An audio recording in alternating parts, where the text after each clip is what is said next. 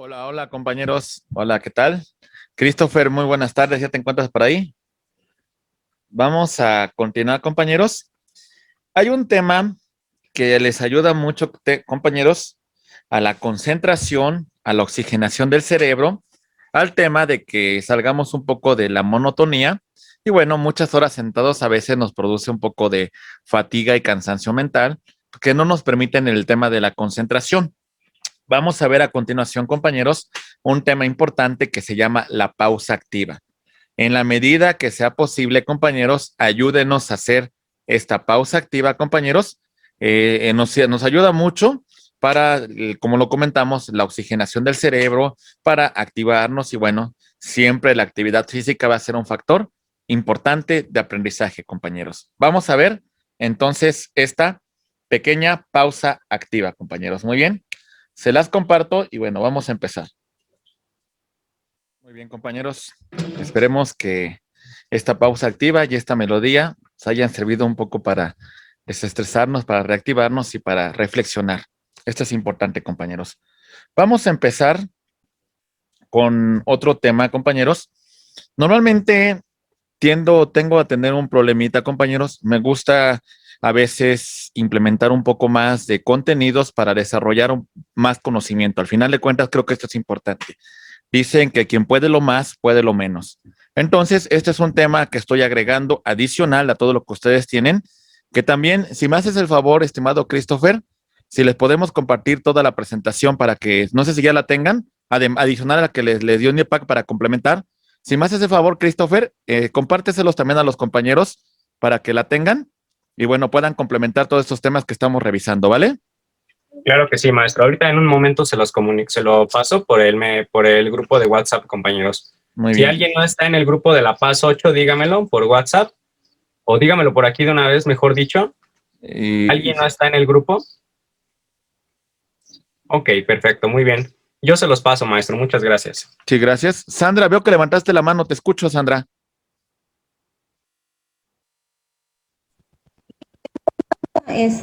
Algo retrasada, ¿no? En la pregunta que le hizo a Melchor, en el contexto de la pregunta me perdí, como que no lo caso con la respuesta. Yo sé que está correcta porque Melchor acierta mucho, ¿no? Pero a lo mejor no entendí todo el contexto de la pregunta. La pregunta que le hice a Melchor sobre la retroalimentación. ¿Qué pregunta fue, Melchor? Fue la de imputabilidad. Ah, sí. La imputabilidad, mi estimada Sandra, que implica la idoneidad que tenemos como sujetos con capacidad, pues para que si infringimos la norma penal, pues suframos las consecuencias derivadas del injusto penal, ¿no? Como consecuencia de nuestra mayoría de edad y de nuestra capacidad para discernir entre el bien y el mal. Ello implicaría, mi estimada Sandra, el tema de la imputabilidad. Gracias. Creo que no había entendido lo de la mayoría de edad, como que ahí me fue donde me perdí. Por eso sí Ah, como que no me cuadraba. Gracias. a sus órdenes. Muy bien. Amigos, vamos a empezar entonces con el tema de el delito. Ya hablamos de los elementos que conforman la teoría del delito.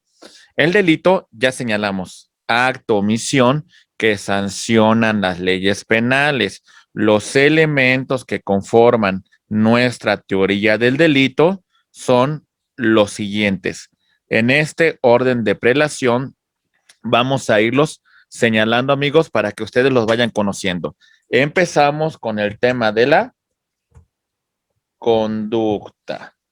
Este puede ser por acción y puede ser por omisión. Muy bien. Después agregamos el tema de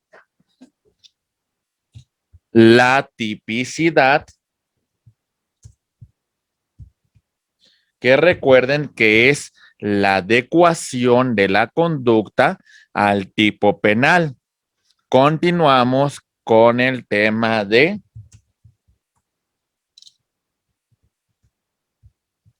cuando la conducta es contraria al orden jurídico y no existe una causa de justificación. Señalamos el tema de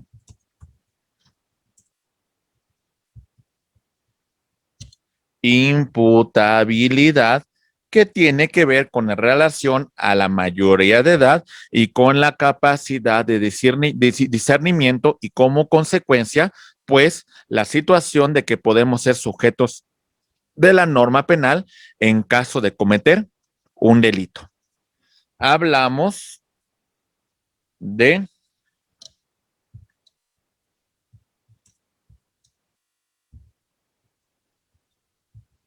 la culpabilidad como un juicio de reproche y en este caso valoramos la intención o la negligencia, la falta de observación en el tema de la culpa. Muy bien.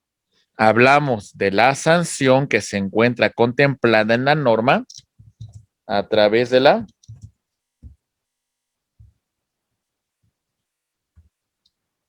y bueno, algunas condiciones objetivas de punibilidad que requieren algunos tipos penales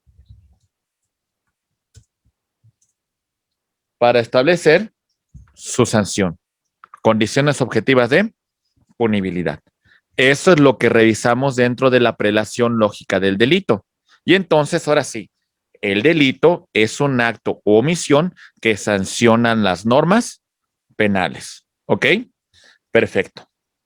Continuamos con la exposición.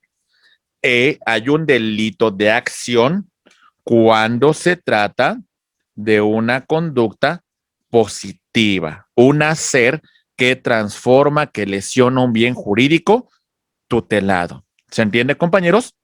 Aquí va el ejemplo. Mucha atención. Recuerden el caso, compañeros. Aquí va, perdón. A lanza una piedra y le provoca una lesión a B.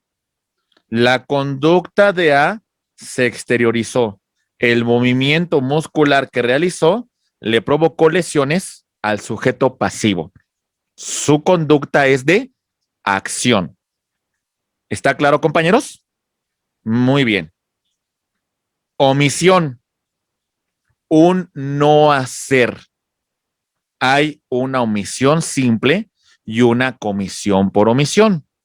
Omisión simple. Vamos a destacar lo siguiente, compañeros. Mucha atención.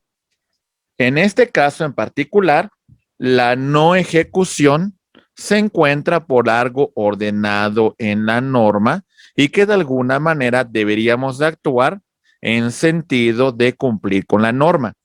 Por ejemplo, la norma nos dice que si una persona tiene conocimiento de una conducta criminal que constituye un delito, pues tiene que dar esta información a las autoridades. ¿Se entiende? Si resulta que tenemos que esta señorita sabe que este sujeto infringió la norma penal y lo oculta a la autoridad, pues hasta cierto punto puede ser cómplice del delito de encubrimiento, porque está evadiendo la acción de la justicia, porque está evitando que el sujeto activo pues responda por los hechos derivados de su conducta. ¿Se entiende, compañeros? Muy bien.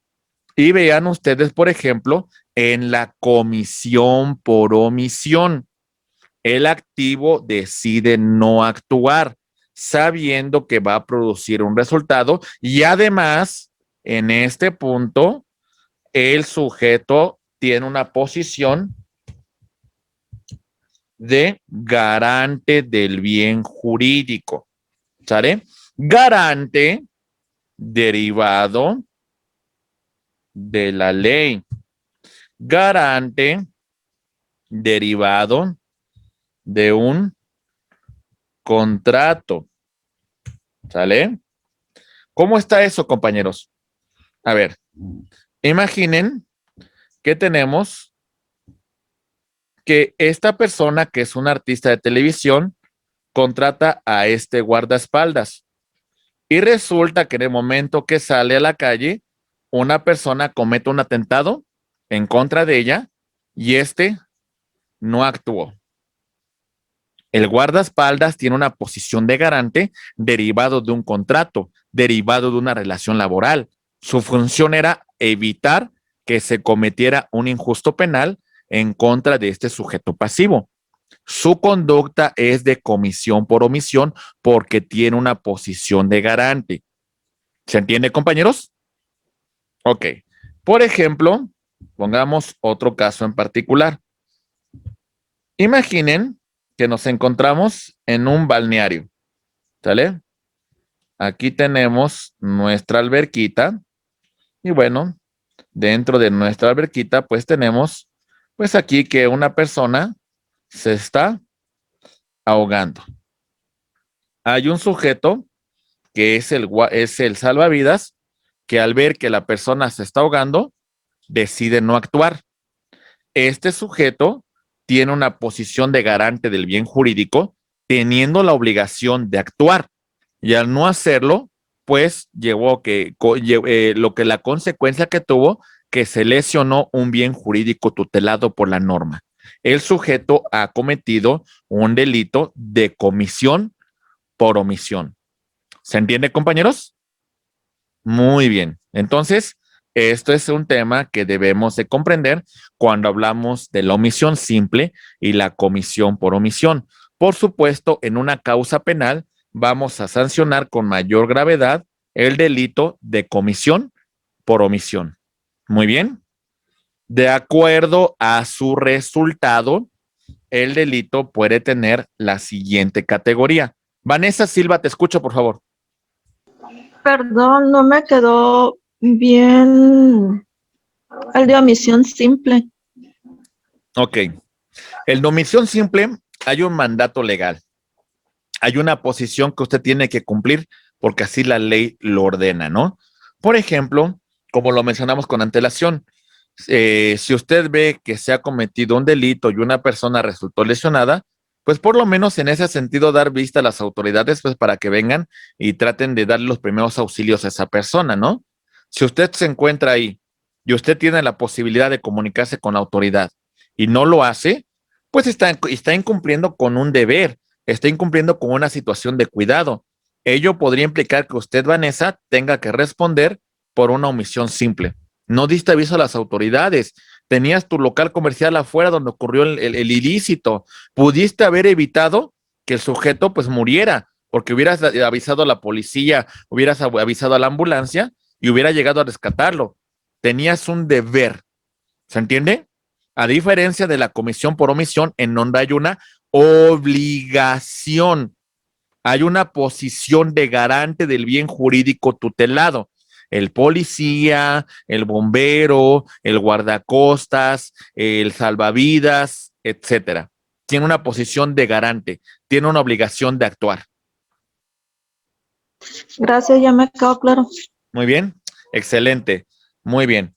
Continuando con esta exposición, compañeros, es importante mencionar lo siguiente: delitos de conformidad con el resultado material. La acción u omisión deben producir un cambio en el mundo exterior, producen una consecuencia. Por ejemplo, en el delito de lesiones que tenemos acá, el resultado, la consecuencia es el menoscabo en su integridad corporal del sujeto pasivo. ¿Se entiende, compañeros? En el delito de homicidio implicaría que el sujeto pasivo ha perdido la vida. Muy bien, compañeros. Perfecto. Delitos de resultado formal. El delito, de alguna manera, se va a producir sin que produzca una alteración material. Por ejemplo, el tema de que este sujeto esté portando un arma de fuego sin tener la autorización correspondiente. No necesita que exista una alteración, que exista una consecuencia. Basta con la simple portación para que se acredite la comisión de este delito. ¿Se entiende, compañeros? ¿Vamos bien? ¿Se entendió? Del resultado material y del resultado formal. El resultado material necesariamente requiere una afectación o un cambio en el mundo exterior para que se materialice. Y el otro no. El otro basta con la simple acción o omisión y no requiere un cambio en el mundo exterior para que podamos acreditarlo. Muy bien, compañeros. Perfecto. Respecto al daño que se provoca, vamos a ver esta clasificación. Respecto al daño, mencionamos que se lesiona un bien jurídico tutelado. En este caso, el delito de robo va y afecta el patrimonio. Muy bien, compañeros. Los delitos de peligro únicamente ponen en peligro el bien jurídicamente tutelado sin que como tal lo afecten. ¿Se entiende? Solamente implica una puesta en peligro. Por ejemplo, hay unos tipos en especial dentro del Código Penal que establecen, por ejemplo, ahorita se los voy a mencionar. Aquí tenemos,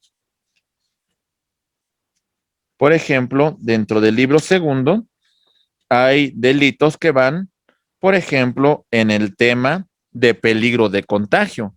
Basta con que pongamos en peligro a una persona de ser contagiada por una enfermedad venérea para que se pueda acreditar este tipo de delitos, de puesta en peligro. ¿Se entiende, compañeros? Muy bien. Entonces, entiéndase esto. El daño implica una afectación, como ya lo mencionamos, material, implica un menoscabo en el patrimonio, en la cuestión de la integridad corporal de una persona. Y el del peligro implica solamente ponerlo en peligro sin que necesariamente implique una afectación a un bien jurídico tutelado. Basta con que éste se haya puesto en peligro. La duración del delito. Vamos a ver cómo se prolonga en el tiempo el delito. Tenemos las siguientes características, compañeros. Primero, delito instantáneo. Se consuma y se agota en un solo acto. Así se materializa dicho delito. Por ejemplo, homicidio. Sujeto activo priva de la vida al pasivo. Este delito se consumó en un solo acto. ¿Se entiende, compañeros? ¿Vamos bien? Ok. Delitos copermanente o continuo. Se viola el mismo precepto legal y la consumación se prolonga en un tiempo determinado, durante un tiempo, por ejemplo, en este caso en particular. Imaginen el siguiente supuesto, compañeros. Resulta que el sujeto activo secuestra al sujeto pasivo, ¿sale? Lo priva de su libertad durante varios meses hasta en tanto se paga el rescate correspondiente. El delito, sus efectos se prolongó durante todo el tiempo que el sujeto pasivo estuvo privado de su libertad. ¿Se entiende, compañeros? Muy bien. ¿Dudas con instantáneo y con delito permanente o continuo? ¿Está claro? Muy bien. Siguiente punto, compañeros. Continuamos con el delito continuado. Ricardo Mejía, te escucho, por favor. Muchas gracias, doctor. En el anterior, el del permanente continuado, me queda una duda con respecto al histórico Rasputín. Él se dice que fue siendo envenenado, se fue ingiriendo un veneno cada vez en mayores dosis para poder hacerse inmune a él. Si esto hubiera sido al revés, que alguien le hubiera hecho, le hubiera dado veneno varias veces hasta que se pudiera postrar en cama y después ir muriendo poco a poco. ¿Este sería un ejemplo de delito continuado? No como tal, ¿eh? Por ejemplo, si el objetivo final es que se privó de la vida, yo creo que ya no, o sea, Sí. la privación de la vida es en un solo acto, ¿eh? Al final de cuentas. La privación de la Ok. vida es al final el acto consecuente. A lo mejor si usted me dijera que se puso en un peligro de contagio, se contagió a la persona con alguna enfermedad venérea, suministrándole algún medicamento, alguna sustancia que afectaba su salud y que, bueno, de alguna manera el delito se prolongó durante todo el tiempo que estuvo en agonía, que estuvo bajo esta cuestión de enfermedad, pues entonces a lo mejor sí podríamos acreditar que ese delito fue continuado porque al final de cuentas permanente o continuo, porque pues bueno, los efectos del delito se prolongaron durante un transcurso de tiempo determinado. En este caso, pues el tiempo que duró su vida con esta enfermedad venérea, ¿no? Correcto, muchas gracias. Pero acuérdese, los delitos continuados implican que inició en el pasado, ¿sale? Y sigue teniendo consecuencias en el futuro. Aquí inició, pero llegamos acá y el delito sigue, pues sigue sin consumarse. Ahí el delito, más bien, bueno, sí se consumó, pero el delito se prolonga en el transcurso del tiempo. Lo secuestré hace un mes, ¿ok? Todo este tiempo usted sigue privado de su libertad. Desde este momento ya se consumó el delito, ¿eh? Pero estamos en que todo este tiempo usted sigue privado de su libertad. El delito es permanente o continuo. Sus efectos no han cesado. Muy bien. Ok, gracias. A sus órdenes. Sandra, te escucho, Sandra.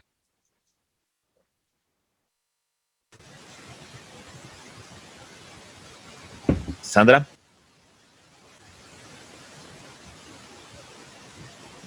Sandra, como que te escuchas, pero como que se está como entra un sonidito.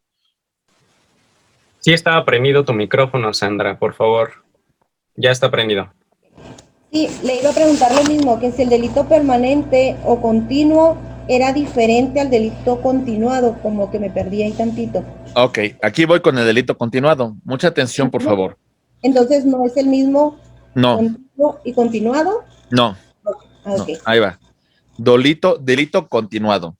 Unidad de propósito delictivo. Aquí va. Hay una pluralidad de conductas y hay una identidad del sujeto pasivo. ¿Sale? Aquí va. Imaginen el siguiente caso. El sujeto activo va a una tienda, ¿sale? Y su objetivo es robarse una caja de licores. Pero a lo mejor para que no se den cuenta, durante la noche va retirando de forma paulatina las botellas. ¿Sale?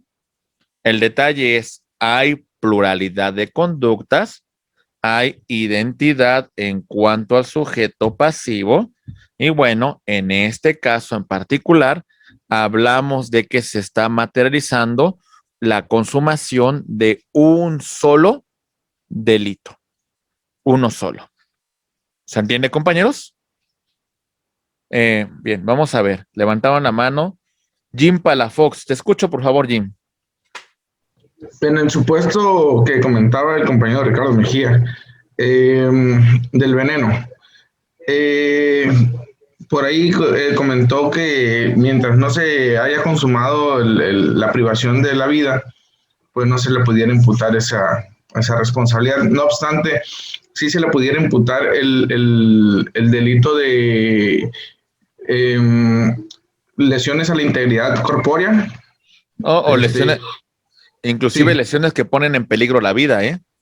Ok. Sí, exactamente. Entonces, si bien es cierto, no es el de privación de la vida, pero sí lleva responsabilidad, vaya. Sí, por supuesto, ya tendría como tal una responsabilidad. porque de alguna manera pues usted no podría esperar a que se consumara el delito pues para que pudiese presentar alguna denuncia correspondiente, ¿no? En este caso pues ya como tal el tema de envenenar a una persona y aunque no muera, pues ya implica inclusive hasta un tema de tentativa de homicidio, ¿no?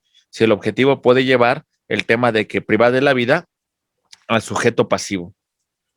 Perfecto, muchas gracias. Sí, otra pregunta, creo que levantó la mano. ¿Quién más? ¿Quién más? Melchor, te escucho. Gracias, Doc. Yo creo que solo con varios ejemplos podré diferenciar bien lo que es permanente o continuado. Yo quiero, en el caso del delito de trata de personas, digamos, el tipo el sujeto activo, en este caso, secuestra una chica o no tiene que ser una mujer, puede ser un hombre inclusive para otro tipo de trata de personas. ¿Cuál sería allí entonces si permanentemente vamos a suponer que a la víctima no se le encuentra ya nunca, ¿no? Entonces lo están explotando o la están explotando, están haciendo trata con él o con ella. ¿Allí qué tipo de delito es? Ok, vamos a ver. Vámonos al capítulo, al libro segundo de nuestro Código Penal y vamos a ir específicamente contra delitos que tienen que ver contra, deja ver, pornografía, trata de personas. El título sexto, 188 bis. Aquí voy, ¿eh? Artículo 188 bis. Vámonos con el de trata que usted menciona. Decimos lo siguiente. Al que promueva, facilite, solicite, ofrezca, consiga, traslade, entrega o reciba para sí, para un tercero, una persona para someter la explotación sexual a la esclavitud o prácticas análogas, trabajos o servicios impuestos de manera coercitiva o para que sea extirpado de cualquiera de sus órganos, tejidos o de sus componentes dentro del territorio, en este caso de la Ciudad de México, para hablando del Código Penal de la CDMX, se le impondrá una pena de prisión de 10 a 15 años y de 10,000 a 15,000 días de multas. Cuando la víctima sea menor de 18 años o persona que no tenga capacidad de comprender el significado del hecho, se aumentarán las penas hasta en una mitad. Aquí va la cuestión, mi estimado. En este caso en particular, si hablamos de la trata, desde el momento que la persona es explotada sexualmente y los efectos de este se están prolongando, si bien es cierto, aquí ya se consumó el delito de trata, lo que está sucediendo aquí es de que sus efectos se siguen prolongando en el transcurso del tiempo y es un delito que ha sido ininterrumpido. ¿Qué pasó, por ejemplo, en el caso de desaparición forzada de personas? Cuando se da este delito, hasta cierto punto, así hayan transcurrido 30 años y no encontramos el cuerpo de la persona, al final de cuentas no hay prescripción del delito porque desde su desaparición hasta la fecha, los efectos del delito se siguen prolongando. Y como consecuencia, pues bueno, no operaría un tema de prescripción porque el delito hasta cierto punto no ha extinguido sus efectos, Melchor. Entonces es permanente. En este caso le vemos un delito permanente o continuo. Hasta cierto punto no ha cesado sus efectos este delito. Y los efectos, en el caso que dice usted de la desaparición forzada, los efectos no solamente son con la víctima directa, sino también con la víctima indirecta, que pueden ser sus familiares, ¿no?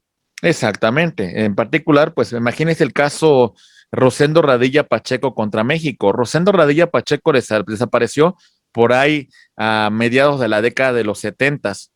Cuando la Corte Interamericana conoció el asunto, la justicia en México decía que el delito ya había prescrito, ¿no? Que hasta cierto punto, pues ya en su momento, cuando México aceptó la competencia de la Corte Interamericana, fue 1998. Decía esto México.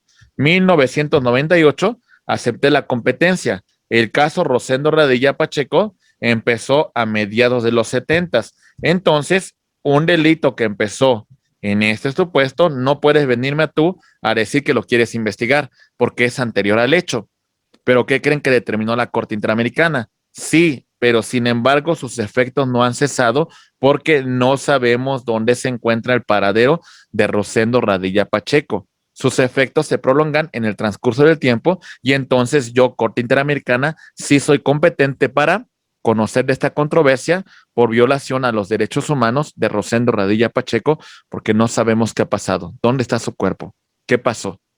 ¿Se entiende? Sí, correcto. Muy bien. Sí, a sus órdenes. Sí, muy bien. Veo que levantó la mano Vanessa Silva y también Sandra. A ver, Vanessa, te escucho, por favor.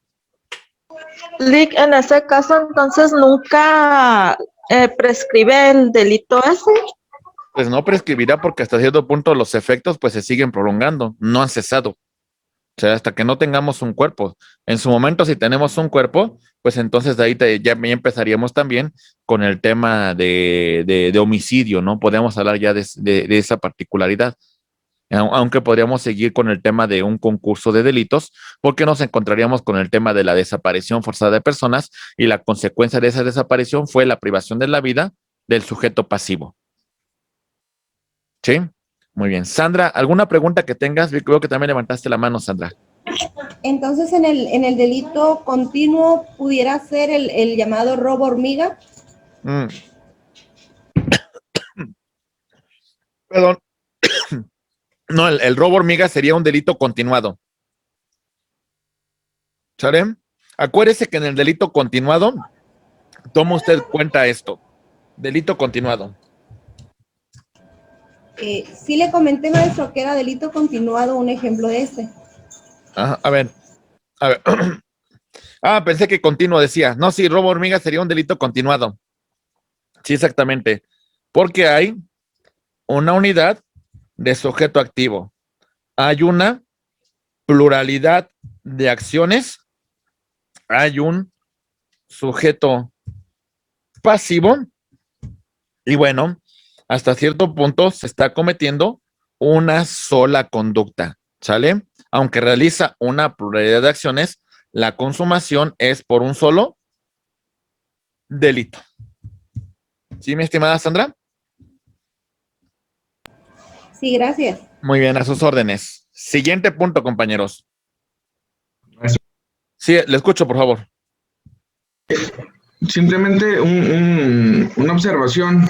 Por ejemplo, ahorita estamos viendo delitos en específico, pero para temas prácticos, ahorita nomás para que me quede claro, pues un caso en lo particular puede contener varios delitos, de los cuales son de los que estamos ahorita viendo. Por ejemplo, el tema de delito de desaparición de personas, de trata de blancas, o sea, son muchos delitos que pueden integrar un mismo caso. Exactamente.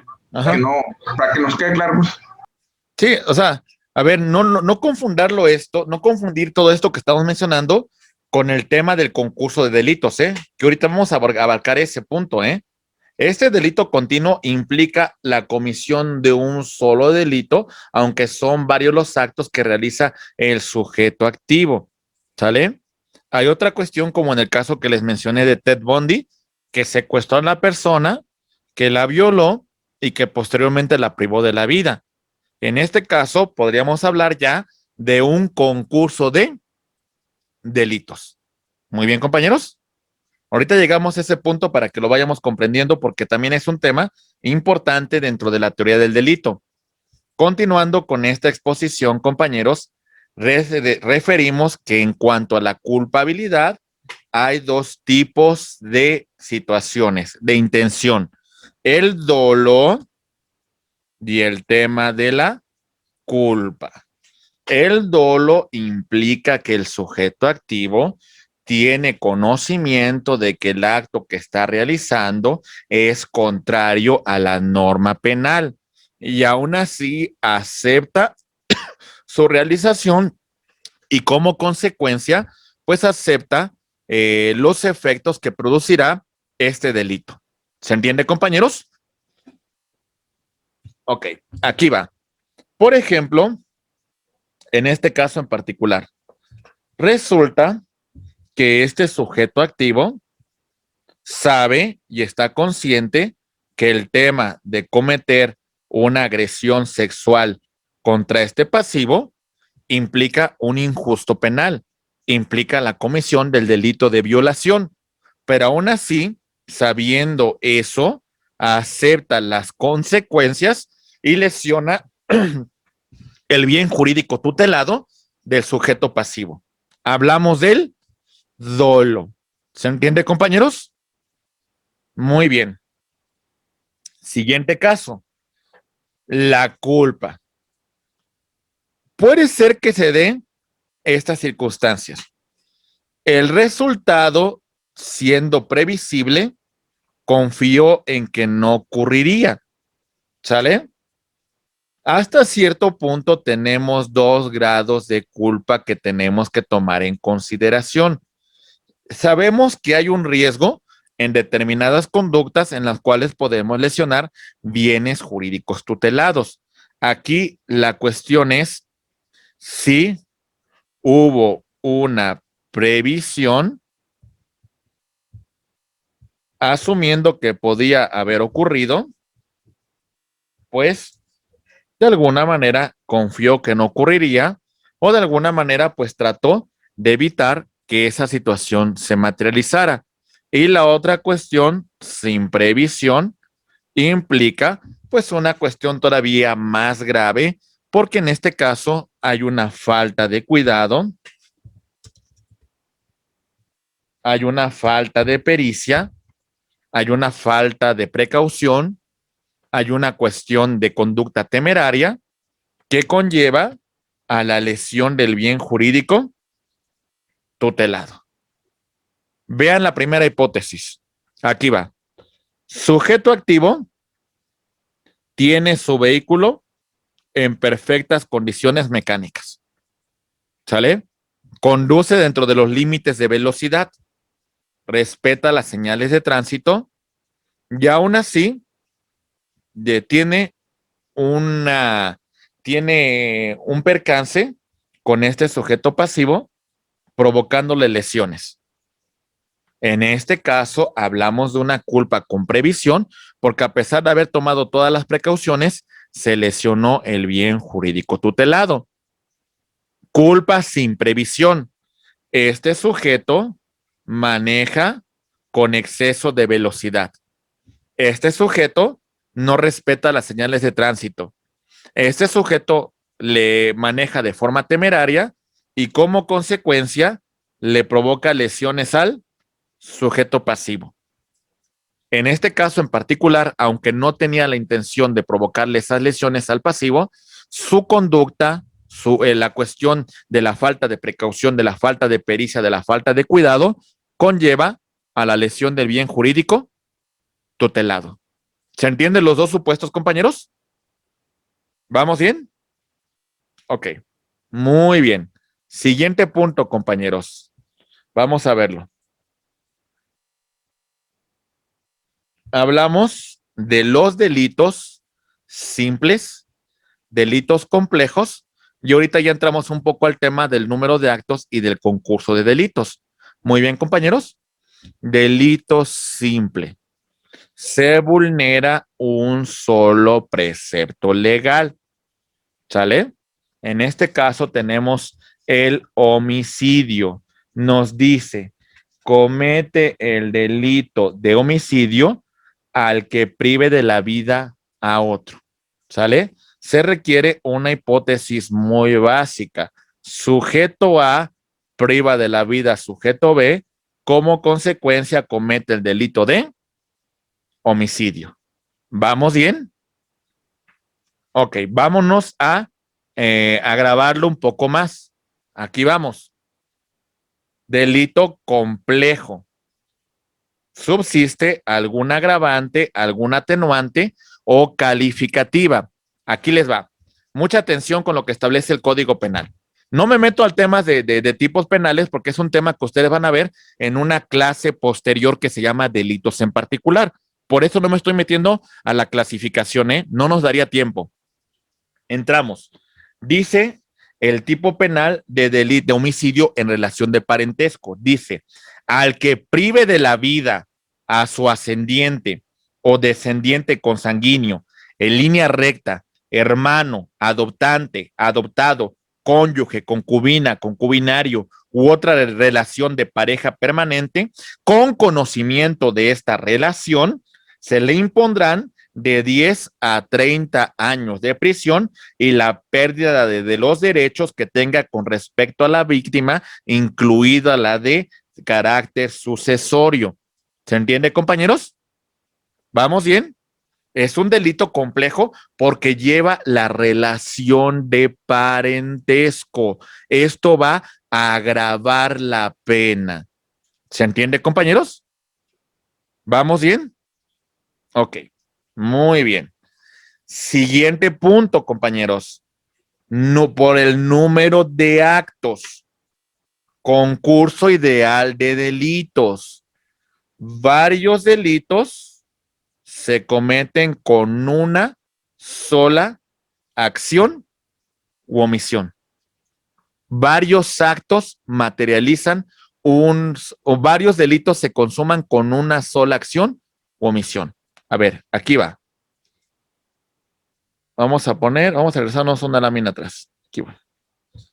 Imaginen ustedes que tenemos a este sujeto activo. Este sujeto activo coloca una bomba afuera de un banco. ¿Sale? La bomba estalla, provocando daño en la propiedad. ¿Sale? Algunas personas, como consecuencia del delito, sufrieron lesiones. Otras personas, tristemente, perdieron la vida. Y bueno, al final, el sujeto entra a la bóveda y roba el banco. Una sola acción produjo varios resultados. Daño a la propiedad, lesiones que ponen en peligro la vida, homicidio, robo. ¿Se entiende, compañeros? ¿Está claro? Muy bien. ¿Ya sería robo agravado ahí, no? No, no solamente robo agravado. Yo creo que es el menor de sus males, ¿eh? Aquí tendríamos... no, sí, pero me refiero ya sería más un robo agravado con muerte y todo eso. O sea, le vamos a sumar todo, ¿eh? Todo se lo vamos a sumar, ¿eh? Al final de cuentas, pues imagínese cuántos años va a permanecer este sujeto en prisión por todas las consecuencias que llevó su acto, ¿verdad? ¿Vamos bien, compañeros? Ok, muy bien. Aquí va. El siguiente ejemplo. Concurso real. Se cometen varios delitos con pluralidad de acciones u omisiones. Muy bien. Recuerden el caso de Ted Bundy que mencionamos. Ted se encuentra en su vehículo, sube a una chica, la golpea, la viola, la priva de su libertad durante un tiempo para continuar violándola y ya al final de cuentas la priva de la vida. Por lo menos aquí tenemos secuestro, o más bien privación ilegal de la libertad, porque no materializamos todavía el tema de que pide una recompensa, ¿verdad? Tenemos también el tema de la violación y el tema del homicidio que está perpetrando en contra de esta mujer. ¿Se entiende, compañero? Disculpe, Sí. en ese mismo ejemplo, ¿se puede saber o se sabe qué hizo con el cuerpo esta persona? Pues si por ejemplo, en este caso, si encontramos el cuerpo, pues vamos a presentar una causa penal por homicidio agravado, ¿no? Además del tema de la privación ilegal de la libertad y el tema de la violación. Pero en ese ejemplo, ¿se encontró el cuerpo o lo enterró? ¿O qué en el caso de Ted Bundy, sí, encontraron no solamente un cuerpo, encontraron varios cuerpos, varios. O sea, realmente los que le imputaron como tal fueron como como unas 5 mujeres, pero en realidad se estima que durante el tiempo que estuvo en esta región de, si no más recuerdo, estuvo en Utah y en Miami, se cree que tuvo más de 30 personas que privó de la vida, pero por lo menos de 5 personas creo que sí le imputaron, y una de ellas era una pequeña en la Florida, y eso conllevó a que en la Florida establecieran la pena capital para Ted Bundy. Pero más o menos se cree que son como unas 25 o 30 personas que privó de la vida, ¿eh? Ok, y si entierra el cuerpo, lo desaparece, ¿ese es otro delito más, otra agravante más? Como tal, pues podría llevar el tema de, por ejemplo, el tema de las leyes de inhumación, podría también conllevar un delito. Y bueno, el tema de que el objetivo de una persona cuando desaparece un cuerpo es de que la parte del cuerpo como tal es un objeto material del delito. Al final de cuentas, para fincar a la responsabilidad por el delito de homicidio, pues hay que tener un cuerpo, ¿no? Porque en todo caso, pues a lo mejor te puede imputar otro delito, pero para que podamos imputarte el delito de homicidio hay que tener los elementos materiales, pues que justifiquen de que existe la posibilidad de que usted privó de la vida al sujeto pasivo, ¿no? Por eso por eso muchas veces el tema de la desaparición del cuerpo, ¿no? Profesor, Sí, lo escucho. ¿desaparición forzada podría entrar en ese caso? Sí, inclusive sí, yo creo que hay un tema de desaparición forzada, ¿no? No, ahí es un tema de desaparición cometida por particulares. Desaparición forzada sería por el Estado, sí. En este caso es por particulares, que también tiene una sanción penal dentro del propio Código Penal, que lo estipula de forma muy, muy contundente. Déjele digo exactamente, dentro del libro segundo del derecho de nuestra asignatura, vamos a encontrarlo, sobre todo en delitos perpetrados por servidores públicos, ¿eh? Abuso de confianza, usurpación, remuneración, negación, tráfico de influencia, intimidación, abuso de autoridad, ejercicio ilegal, peculado, intimidación, remuneración, tortura, delitos cometidos en ámbito de administración de justicia, fraude procesal. Ok. Sí, pero en este caso tiene una implicación más que nada el de desaparición forzada de personas que tenga que ver con el tema del servidor público que conlleva esta conducta, ¿no? En particular se refiere a eso. Pero bueno, vamos a continuar, compañeros. Muy bien. Concurso real. Entonces, ¿ya quedó claro, compañeros? Muy bien. Seguimos con la siguiente clasificación.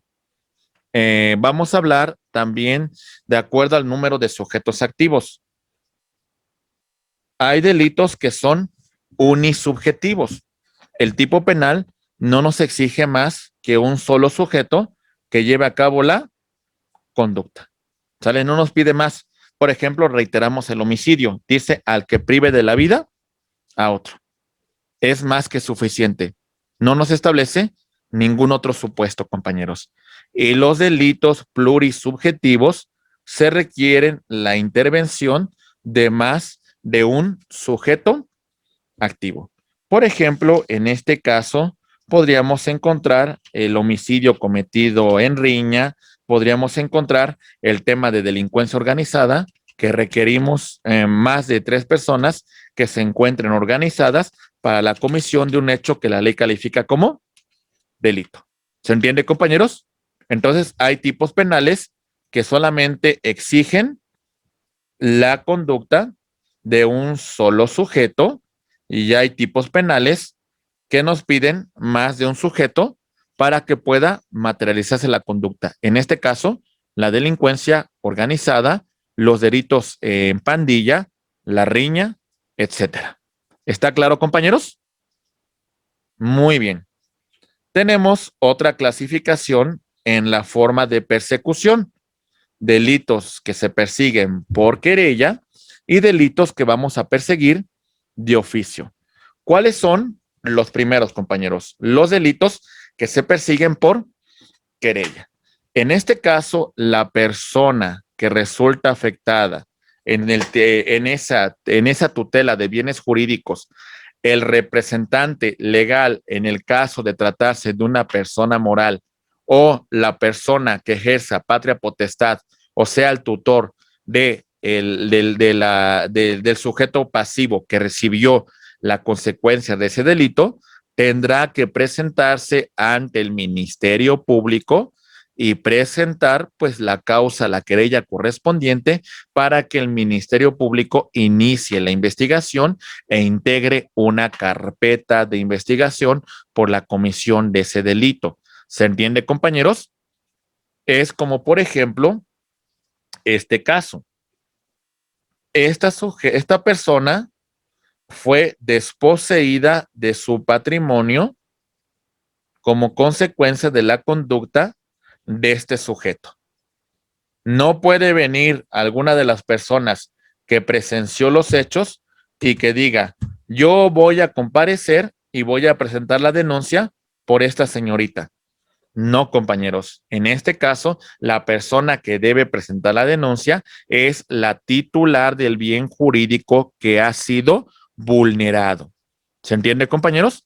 Si fuese una persona menor de edad, quien podrá acompañarla son sus padres en ejercicio de la patria potestad.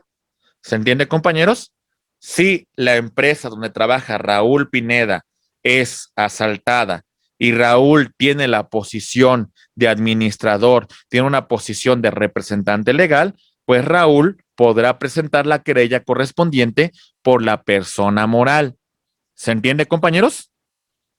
¿Vamos bien? Ok, muy bien. Y los delitos que se persiguen de oficio, cualquier persona le va a informar a la autoridad de la comisión de un hecho que la ley califica como delito para que éste integre una carpeta de investigación o inclusive si de oficio la propia autoridad se entera de esta circunstancia, pues bueno, debe de iniciar la investigación conducente. Requisitos de procedibilidad. ¿Vamos bien, compañeros? Ok. Raúl, te escucho, por favor. Gracias, doctor. En el ejemplo que ponía ahorita, hace unos minutos, del conductor que atropella un delito culposo, cuando estaba tocando el tema de la culpa, el que prevé, bueno, también tiene el accidente, y el que no prevé sabe que conduce a exceso de velocidad, no respeta de manera intempestiva, no sé.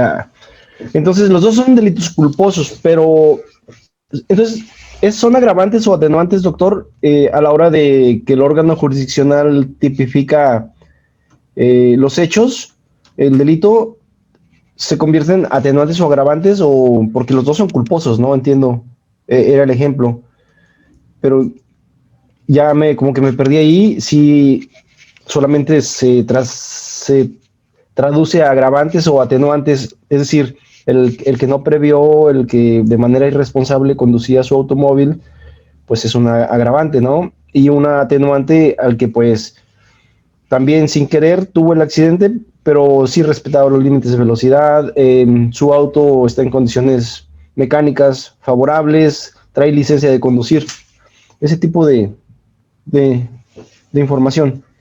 Esa es mi pregunta, doctor. Gracias.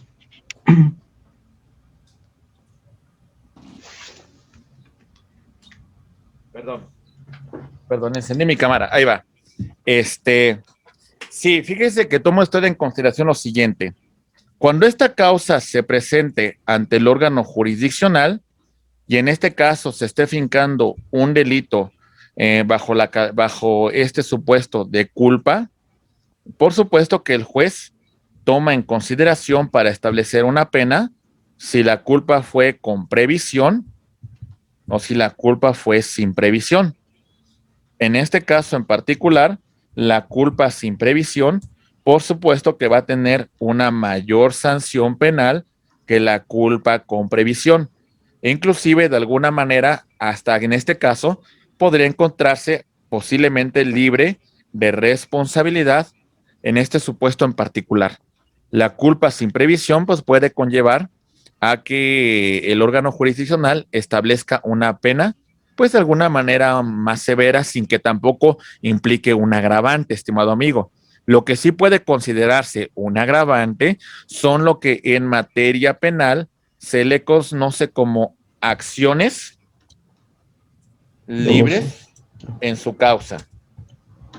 ¿Qué implica esto? Actio liberum in causa. Lo que implica, compañero, es que, por ejemplo, usted se colocó en un estado de inimputabilidad de forma voluntaria y a lo mejor en ese estado etílico, en esa situación que está usted drogado, pues de alguna manera tiene un accidente. Bajo ese supuesto, esta acción libre en su causa prácticamente está a punto de convertirse en un delito de naturaleza dolosa. ¿Sale? Aquí hay una mayor responsabilidad en este caso en particular, en las acciones libres en su causa. Muy bien, que es muy distinto al tema de la culpa con previsión o la culpa sin previsión. Muy bien. Sí, muchas gracias, doctor. Agradezco además porque ese término nunca lo había escuchado y pues ya enriquezco mi acervo. Gracias. Muy bien, ahorita vamos a ver un poquito más. Muchas gracias a ustedes. Muy bien, compañeros. Bueno, ya es importante esto, compañeros. Acuérdense que los delitos de oficio, la propia autoridad, inclusive si se entera de la comisión de un hecho delictivo, ella lo puede perseguir aunque nadie presente la denuncia correspondiente. Muy bien, compañeros. Perfecto. Muy bien. Entramos a otro tema de clasificación de los delitos de acuerdo a su materia. Vayan anotando, además de que Christopher le está compartiendo la presentación. Y déjenme decirle otra cosa, compañeros. Si ustedes quieren revisar los contenidos de esta sesión, con todo gusto también se lo voy a compartir a Christopher a través de un video para que ustedes puedan retroalimentar en algún punto que se hayan quedado, alguna duda que hayan tenido para retroalimentar la información. ¿Sale? Es importante que constantemente estemos estudiando porque posiblemente a lo mejor en una sola sesión no vamos a obtener todo el resultado, pero bueno, hay que estarse esforzando constantemente, ¿verdad, compañeros? Muy bien. Materia, fuero común. Este es un tema también muy importante que escuché a algunos de ustedes que lo empezó a comentar.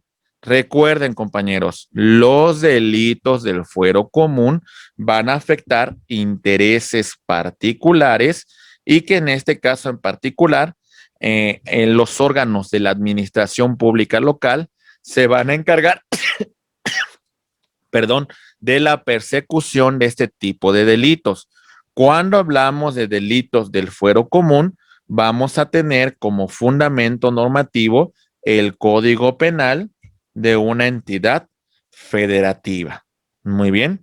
En ese Código Penal se establece las conductas que son señaladas como delitos y le van a competir a las autoridades de la administración pública local la persecución de estos delitos. En este caso sería al Ministerio Público de la entidad federativa en donde se cometió el delito, ante quien se presentará la denuncia, la querella correspondiente.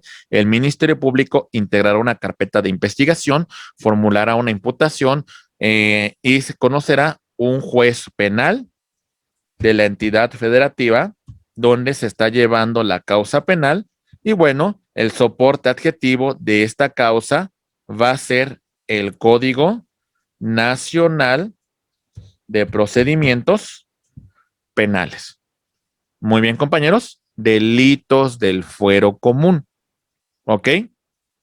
Cuando hacemos referencia a los delitos del fuero federal, señalamos que se encuentran contemplados en el Código Penal Federal, además que afectan alguna circunstancia que se encuentre inmiscuida la administración pública federal, el gobierno federal, alguna obra que sea encargada el gobierno federal, alguna carretera federal, alguna zona federal, y en ese supuesto quien conocerá sobre esta causa, el fundamento va a ser el Código Penal Federal.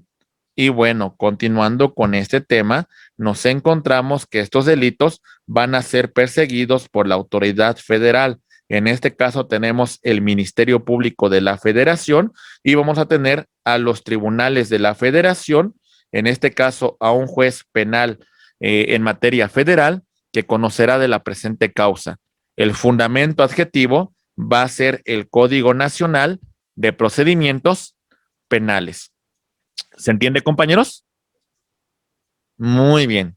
Ok, aquí va. Pongamos un ejemplo.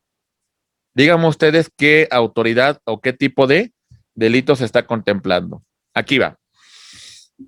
A, comete delito de robo en contra de B, pero ocurrió dentro de las instalaciones del Aeropuerto Internacional de la Ciudad de México. ¿Quién va a conocer sobre este delito, compañeros? Es federal, ¿verdad? En este caso, la querella se va a presentar ante el Ministerio Público de la Federación. ¿Se entiende, compañeros? Este integrará su carpeta de investigación, formulará acusación ante un juez de control en materia federal. ¿Se entiende, compañeros? Muy bien. Siguiente caso. Este sujeto se subió a un microbús y cometió un delito de robo en contra de esta persona. ¿A qué tipo de fuero me estoy refiriendo? Al fuero común. Al fuero común. ¿Sale, compañeros? ¿Vamos bien? Ok, entonces esto es muy importante que lo determinemos, compañeros. Muy bien. Siguiente punto, por favor. Decimos el fuero militar. Aquello que se encuentra contemplado dentro del Código de Justicia Militar. Vámonos al artículo 13 de la Constitución, por favor.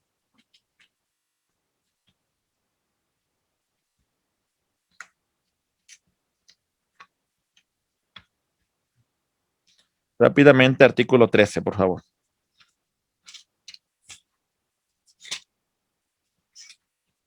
Decimos lo siguiente. Fíjense, dice, voy a leer la última parte del artículo 13. Cuando en un delito o falta del orden militar estuviese complicado un paisano, aquí cuando la Constitución habla de paisano, habla hasta cierto punto de un término muy arcaico. Es un término que se utilizaba sobre todo a finales del siglo XIX. Se establece principalmente a cualquier persona que no sea del fuero militar, para que ustedes lo entiendan, ¿eh? Entonces reiteramos, cuando en un delito o falta del orden militar estuviese complicado un paisano, conocerá el caso la autoridad civil que corresponda. ¿Se entiende, compañeros? Entonces, si ya se encuentra involucrado un paisano, compañeros, en este caso una persona civil, el fuero será el civil, aunque participen miembros de las Fuerzas Armadas. Para que sea un delito del fuero militar, debe de encontrarse dentro del Código de Justicia Militar y en este caso el sujeto activo, el pasivo o el objeto material que recibe el delito debe de encontrarse dentro de esta atribución del Código de Justicia Militar. ¿Se entiende, compañeros? Si hay un civil, se acabó. La competencia son de las autoridades civiles. Mande. Doctor, sí, Eric, te escucho. solamente para comentarle una experiencia. Yo me encontraba asignado en San Lucas, en un área de homicidios. Entonces, una vez lo iniciamos como homicidio en grave tentativa, ya que dos marinos que se encontraban francos, uno había apuñalado a otro, causándole lesiones que prácticamente lo iban a llevar a la muerte. Y ya casi estábamos, ahora sí que integrando la carpeta y todo, y de repente me dice el MP del fuero común, porque estábamos descrito el fuero común. Calmado, me dijo Eric, ya no le muevas porque es un delito de fuero militar, me dijo, y prácticamente van a pasar por la carpeta y ellos van a integrar su propia carpeta. Ok. Le tocó entonces un asunto de esa naturaleza. Dos marinos se encontraron involucrados. Sí, efectivamente, dos marinos, los dos estaban activos, pero estaban francos. Ok. Bueno, habría que ver si se encontraba dentro de los supuestos del Código de Justicia Militar, porque también puede ser que a lo mejor sea una persona que sean marinos, pero que infrinjan disposiciones contempladas en el Código Penal de una entidad federativa o el Código Penal de la Federación, ¿no? En este caso en particular, pues bueno, esa sería la competencia, ¿no? No necesariamente porque sean marinos, implica que todos los actos se tengan que ver por el fuero militar. Habrá que analizar esta situación en particular. Si de alguna manera hubo una situación de que se causó homicidio en esa actividad profesional que estaban realizando, pues bueno, entonces ahí sí tendrían que responder ante los tribunales militares. Hay un asunto muy destacado, compañeros, que llegó hasta la Corte Interamericana de Derechos Humanos. Ya lo mencionamos, Rosendo Radilla Pacheco. Y déjenme comentarles por qué. Porque el Código de Justicia Militar, con antelación, preveía una cosa completamente distinta al artículo 13 de la Constitución. El Código de Justicia Militar decía, si un paisano se encuentra involucrado en una controversia en la cual tenga que ver un miembro de las Fuerzas Armadas Mexicanas, el asunto será competencia de los tribunales militares. Eso decía el Código de Justicia Militar. Muy bien, compañeros. Contraveniendo lo que decía el artículo 13 de nuestra Constitución. Atención, compañeros, mucha atención. ¿Qué ocurrió? La familia de Rosendo Radilla empezó a seguir la causa, pues por el fuero militar, y no encontraba bueno, primero, la familia acudió al fuero del orden común y no le daba ninguna respuesta. Decían que era competencia del fuero militar. Cuando llegaron al fuero militar, lo que se encontró la familia de Rosendo Radilla es una denegada justicia, ¿sale? Le daba muchas vueltas y después de algunos años dijo, ¿saben qué? El delito ha prescrito, ¿sale? Esto es lo que estableció los tribunales militares. Rosendo Radilla Pacheco no se sabía dónde estaba, no tenían un cuerpo. El asunto llegó a la justicia de la Corte Interamericana de Derechos Humanos y estableció ese supuesto, aunque el artículo 13 ya lo decía, a ver, los miembros de las Fuerzas Armadas, cuando se encuentran involucrados en un asunto donde se encuentra un civil, la vía va a ser la vía civil. Entonces, modifiquen sus normas procesales en materia de justicia militar porque la competencia se le va a atribuir a una autoridad civil. ¿Se entiende, compañeros? Entonces, estos son puntos que tenemos que destacar cuando hablemos nosotros de los supuestos que se contemplan en el Código de Justicia Militar y son algunas observaciones muy pertinentes que ustedes han hecho sobre este tema. ¿Algún comentario, compañeros, que tengan hasta este punto? ¿Alguna cuestión? Sí, yo tengo una. Melchor, te escucho. Sí, volvamos a los casos de desaparición forzada, ¿no? Según los familiares, cualquier familiar de alguna persona desaparecida por algún miembro del Estado, ellos afirman que fue, vamos a suponer, policías estatales. En este caso, pues se va al Ministerio Público, vamos a decir de aquí de Baja California Sur, pero no es contraproducente que lo lleve el caso el mismo Estado, en este caso el MP, siendo que son policías estatales. ¿No sería conducente las dos partes llevarlo al fuero común y al fuero federal? A ver, se supone que en el tema, porque por ejemplo hay una fiscalía especializada en el tema de delitos cometidos contra servidores públicos y es un tema que tenemos tanto a nivel local como a nivel federal. Ello implica que, entre comillas, no tendrían que tener un conflicto de intereses, entre comillas, se supone que tendrían que actuar con total autonomía, con total independencia y no tener línea, entre comillas. O sea, en este sentido, la competencia se encuentra perfectamente delimitada, tanto para servidores públicos del fuero común como servidores públicos del fuero federal. Está perfectamente delimitada su competencia y establecer que lo conozca otra autoridad, pues sería un poquito, pues, ir en contra de, pues, que la jurisdicción que tendría que resolver la litis de los delitos que cometen estos servidores públicos. Y entiendo la causa, porque, por ejemplo, a veces me encuentro con fiscalías especializadas en temas de servidores públicos que se encargan de retrasar totalmente la investigación sobre carpetas de investigación en la cual se encuentra involucrado, pues, algún policía, algún servidor público, y eso, sin lugar a dudas, pues, implica una denegación de justicia, ¿no? Lo que nos quedaría aquí, mi estimado Melchor, inclusive, yo presentaría una queja ante la Comisión Local de Derechos Humanos, en el caso que sea del fuero local, pues para que esté muy al pendiente de que la Fiscalía trabaje de forma adecuada en la integración de una carpeta de investigación en donde se encuentre involucrado un servidor público. Creo que esta sería la opción para presionar un poco. Bueno, sí, todo eso, doctor, en el ámbito, vamos a llamarlo, en lo teórico, es correcto lo que usted me dice, pero en la práctica no es así. Yo se lo comento porque, bueno, yo tengo una asociación civil que ocupa de derechos humanos y principalmente de la desaparición. Y bueno, aquí, empezando aquí nada más, en Baja California Sur hay un sinfín de ejemplos como el que acabo yo de decirle.